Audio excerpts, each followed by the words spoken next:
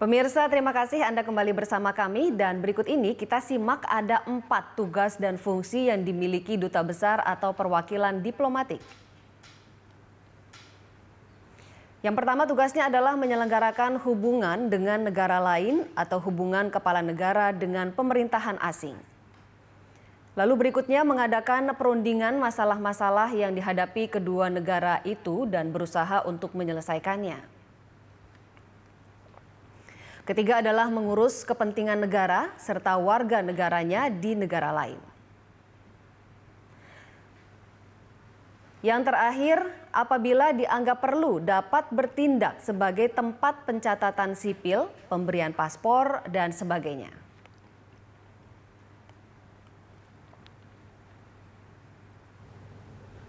Ya, kita tadi sudah review kembali Ibu Susi bahwa ada 4 tugas dan fungsi dubes seperti yang juga sudah dikatakan Ibu. Kita review kembali apa saja, dan ini tadi Ibu sudah menyatakan bahwa jelas ini ada pelanggaran yang sudah dilakukan oleh Dubes Yusron.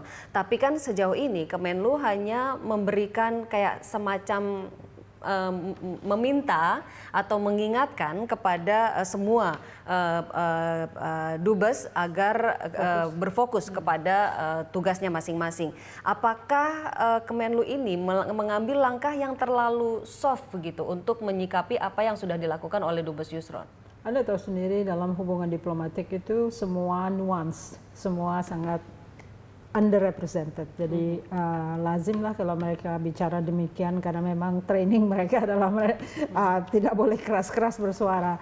Hanya masalahnya kan apakah dubes ini paham bahwa apa yang dilakukan itu sebenarnya tidak pantas dilakukan oleh seorang duta besar, dan itu sangat dimediakan gitu kan. Dimediakan artinya kan orang membaca. Nggak tahu, mungkin followersnya sedikit. Kalau followersnya sedikit mungkin tinggal di retweet orang lain ya. Tetapi masalahnya kenapa sih sedition itu menjadi bagian dari ucapan seorang dubes? Itu kan nggak lazim dimanapun juga. Masa sih Anda melontarkan kata-kata bahwa sejumlah warga negara akan dilibas di negeri Anda sendiri ya? Kan agak janggal ya. Belum pernah saya kira dubes dimanapun juga menyatakan bahwa ada penduduk negerinya akan dibunuh oleh sekelompok orang gitu. Itu keluar dari seorang dubes ya. Seorang dubes. Anda sendiri melihat ini disengaja atau memang sebuah atau karena dia tidak tahu sama sekali gitu, mengingat pendidikannya juga tidak cukup bagus gitu ya, Dubes Yusron. Mengapa bisa seperti ini?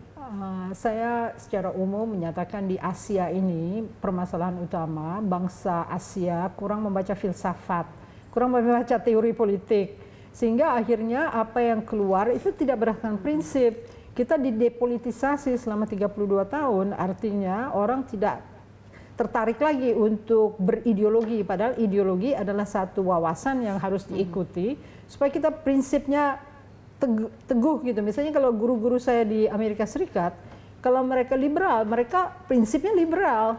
Karena mereka menyadari dari bacaan-bacaan filosofi liberal bahwa orang liberal itu kind-hearted, baik hati dan inklusif sifatnya.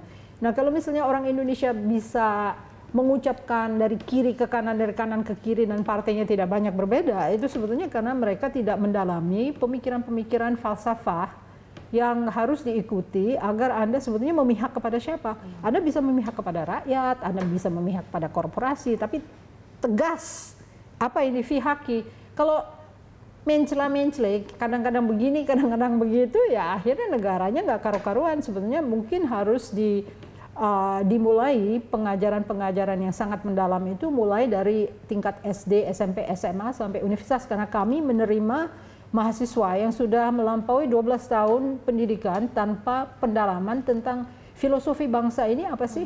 Apa ramah, apa halus, apa melindungi, apa merangkul. Nah, ini harus dididik sejak kecil. Makanya kita mengalami hampir kondisi yang mirip-mirip negara-negara di Timur Tengah sekarang, karena memang pada dasarnya salah pendidikan sejak awal, tidak ada konsentrasi kepada pemikiran-pemikiran yang mendalam yang membuat orang itu just, membuat orang itu pro fairness, pro equality dan sebagainya yang sebetulnya itu sangat mendasar. Jadi kita apalagi sebagai sebuah seseorang perwakilan negara di negara lain seperti itu ya. Dan itu disambut oleh orang-orang yang berpikirnya juga secara sembarangan. Jadi sebetulnya kita kekurangan dalam bidang pendidikan. Oke, kalau menurut Anda, rekomendasi Anda, apa sikap yang sebaiknya diambil oleh Kemenlu?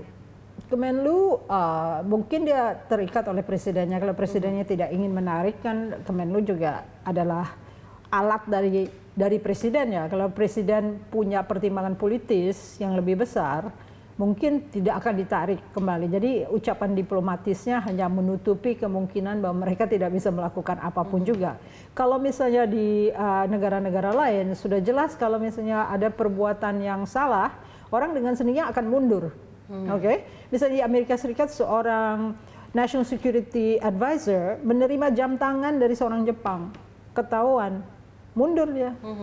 Ya, jadi misalnya ada anggota DPR juga gitu menerima tiket untuk pergi main golf di Korea, dengan sendirinya dia akan melakukan pengunduran diri. Tapi di sini kan karena kita tidak berprinsip itu, prinsip datangnya dari filosofi, dari teori politik, jadi kita mungkin harus memperkuat pendidikan yang mengajarkan kepada bangsa ada dimensi baik, ada dimensi buruk. Kadang-kadang semua ini tercampur aduk sehingga orang menyatakan apapun saja yang secara refleksif dilakukan tanpa berpikir lebih dalam. Jadi kalau misalnya Presiden dan Kemenlu tidak mengambil langkah yang cukup tegas, sebaiknya Dubes Yusron mundur saja seperti itu. Sebetulnya alangkah baiknya kalau dia udah tahu bahwa sebetulnya apa yang dilakukan itu tidak pantas, niscayalah dia harus mundur gitu. Tapi kan masalahnya di sini, apakah ada orang Indonesia yang mundur dari jabatannya? Kita buktikan apakah Dubes Yusron bisa mengambil langkah itu. Ibu, saya harus jeda kembali. Kita akan lanjutkan perbincangannya. Nanti kita akan bergabung dengan kita